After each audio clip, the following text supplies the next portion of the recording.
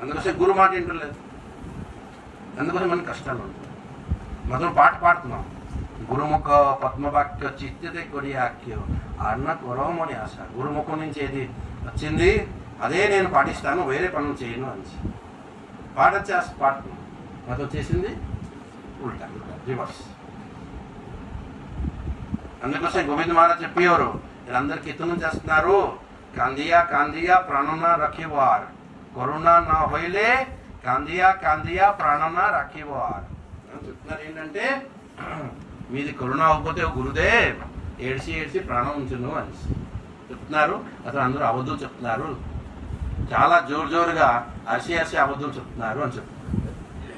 జోరుగా అరుస్తున్నారు, అబద్ధం చెప్తున్నారు అని చెప్తున్నారు. ఒక మాట చేస్తున్నారు వేరే. అది ఎలాగవుతుంది చెప్పండి, ఎలాగవుతుంది? మనం ఉత్తి భక్తులు డ్రెస్ చేసుకుంటే మనం భక్తులు అవ్వలేము.